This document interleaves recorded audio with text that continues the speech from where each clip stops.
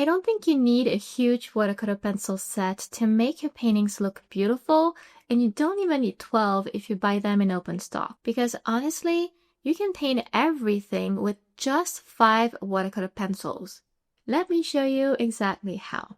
Hi, I'm Françoise. Welcome back to my channel, your space to make watercolor and watercolor pencil art simple, beautiful, and stress-free. I'll be painting from this reference today to prove my point, and if you want to paint along, you can find the real-time version of this with voiceover on my Patreon for a small monthly fee. And the link is in the description below. Alright, so here's the truth. You don't need to spend loads of money to paint gorgeous art. Look at this box. Can you see a pattern here? Most of these pencils look brand new, even though I use the box on a regular basis and I've had it for a few years. And then there are just a few pencils here that are really worn down. Now, notice how the used ones are always the same. My primaries, various yellows, various reds, and various blues. A dark color like brown, indigo, or water-soluble graphite pencils. And finally, my white pencil. And that's it. Everything else just sits there. And the reason is very simple, because those 5 types of pencils are really all you need to paint anything, and that makes painting much easier. I'm going to show you why. I'll start with my favorite blue, which is Prussian blue. It's bright, it mixes beautifully for vibrant colors, but it can also create deep, moody tones when you mix it with a darker pencil. So for me, it's just perfect because it's right in between too light and too dark. I know my pencils well, so normally I just take a few seconds to pick the colors I mentioned with my color swatches. But for this little experiment, let's try this Prussian blue with all the reds and pinks I use the most. And watch this now. Every time I mix Prussian blue with a different red or even pink, I get almost the same purple. So that just means you don't need to overthink which blue or red to buy. If you only have one red and one blue, you'll still get a gorgeous purple. Now let's bring in my go-to yellow, dark chrome yellow.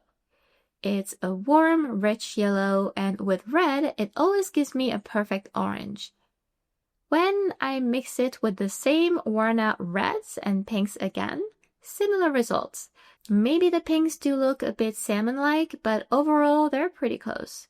And that's why if you stick to colors close to the primaries, one red, one blue, and one yellow, you can't go wrong.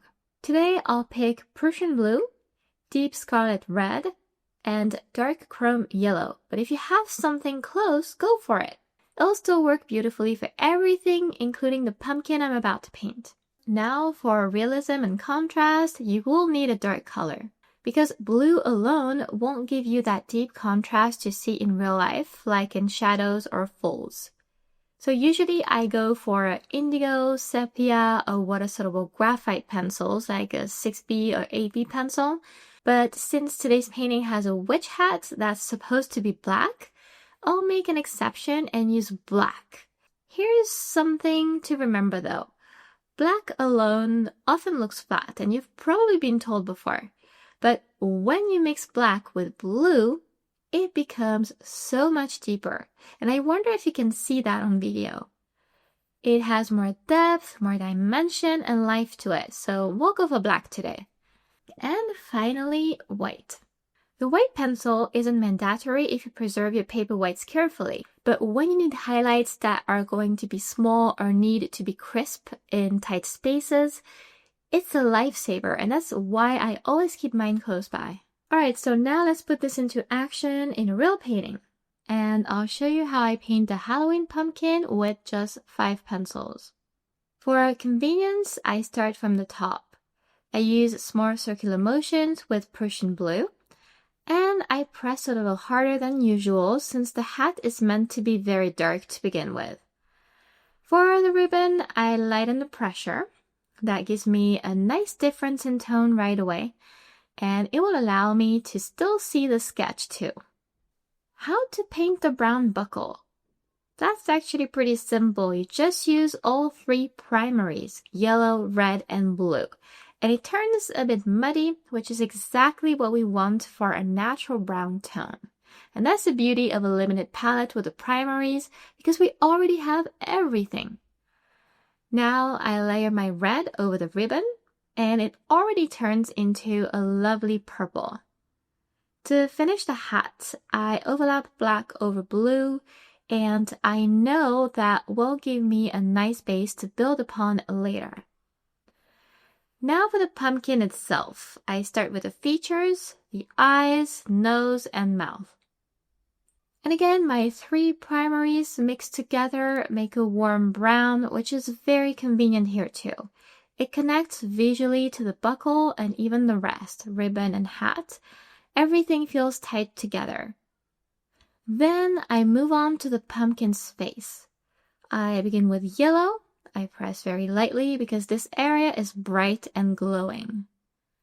The Faber-Castell All-Brush Stir pencils are creamy, so the pigment glides beautifully onto the paper and it's very easy to do. I make sure to preserve the brightest highlights by just leaving them out. Then I layer red on top of the yellow, and just like that, we get a vibrant orange. Now here's a small but powerful tip. By adjusting how much of each color you use, you automatically create even more color variety. For example, areas that look more red-orange, just add more red.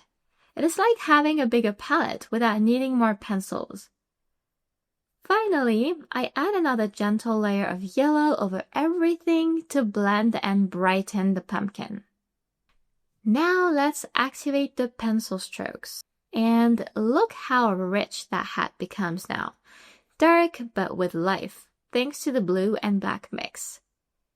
I activate small areas at a time, rinsing my brush whenever I switch colors. That's very important because it keeps my transitions clean and natural. I start with the facial features, those browns first, and then I move on to the pumpkin's orange areas.